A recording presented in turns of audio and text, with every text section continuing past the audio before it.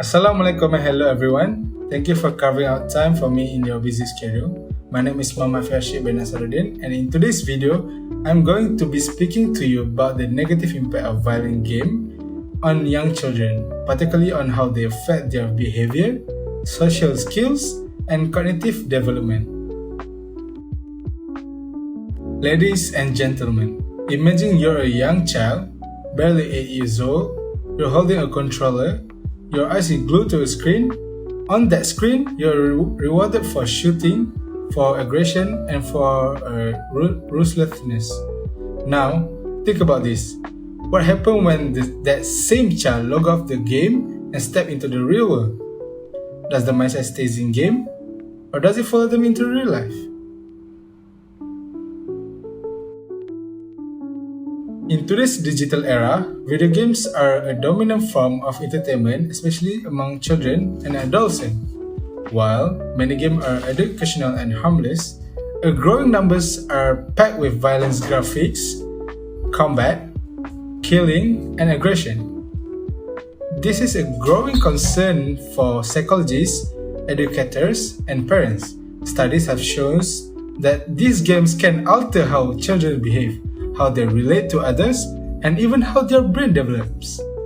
In this presentation, I will discuss 3 major negative effects of violent video games on children: their behavior, their social skills, and their cognitive and development. First effect, game affects children's behavior. The first effect I'm going to highlight is how violent video games can severely influence young children's behavior.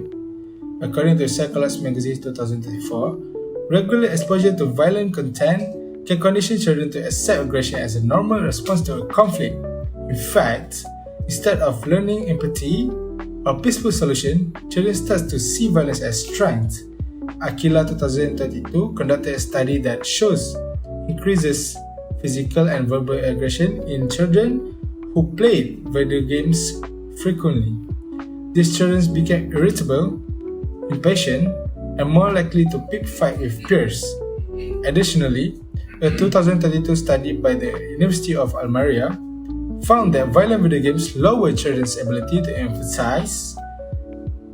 In these games, compassion is seen as weakness and ruthlessness is rewarded. Imagine growing up with that mindset. These behaviors aren't just temporary, they can form lasting personality traits. If left unchecked, this leads to a generation that is more aggressive and less emotionally sensitive.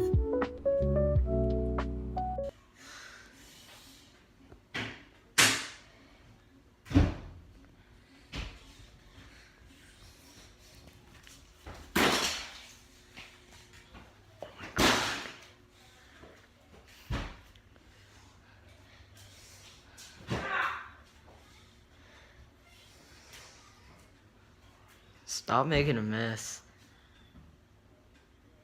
No. This is for you to please look and subscribe! Second effect, impact on social skills and relationships. Ladies and gentlemen, now I'm moving on to the second effect, which is how violent video games weaken children's social interactions. Childhood is a critical stage to learning how to communicate, cooperate, and build relationships. One Church 2035 revealed that children who spend too much time in violent video games environment show signs of loneliness and social withdrawal. They struggle to connect with peers, build friendship, and relate emotionally to others. Shu emphasized that these children often display weaker executive functions such as impulsive control, emotional regulations, and attention span. These are crucial skills for group work, conflict resolution, and emotionally understanding. According to Greg Mayer 2032, violent media also reduce pro-sexual behavior. Children are less likely to help others, less likely to care, and more likely to act selfishly. In a sense, they start to treat real life like a game, where winning matters more than kindness. Third effect, disruptions of cognitive and emotional development. Lastly, the third effect is how violent games can interfere with cognitive and emotional development in young children.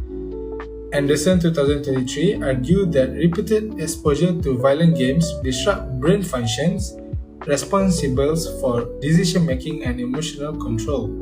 These children became desensitized to violence and see it as a valid response to stress or conflict. In the academic settings, Hastings 2034 found that students who frequently played video games that are violent had lower attention span and were easily distracted.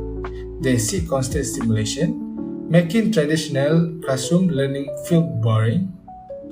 Moreover, Bushman and Hushman 2032 discovered that these children struggle with emotional regulation. This led to mood swings, temper tantrums, and difficulty managing stress or disappointment.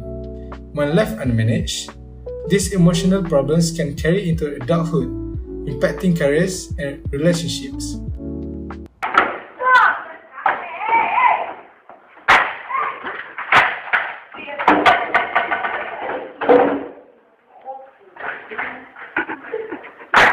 Conclusion and recommendation.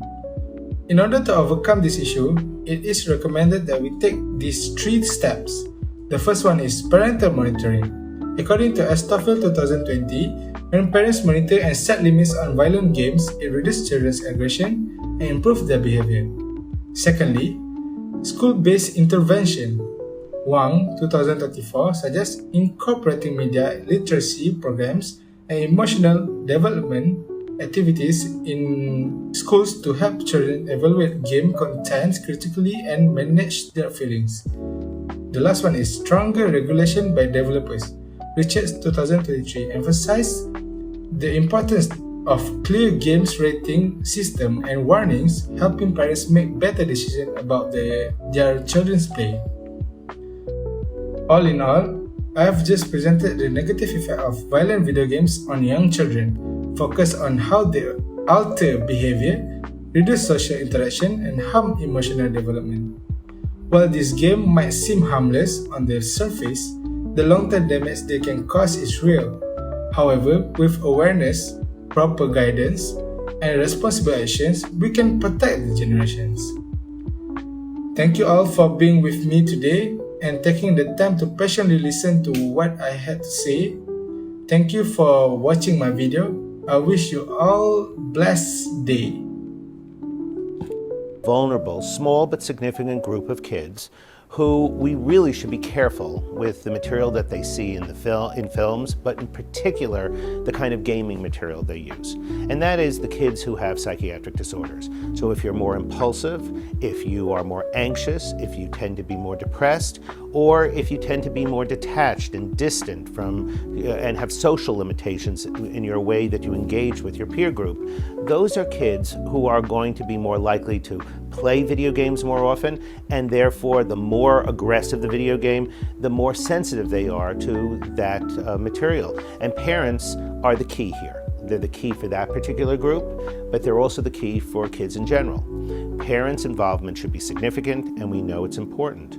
Parents should know what their kids are gaming, they should know how much time that they're spending gaming, and most importantly, they should be monitoring it so that if you have a young child, a parent is so important in their communications.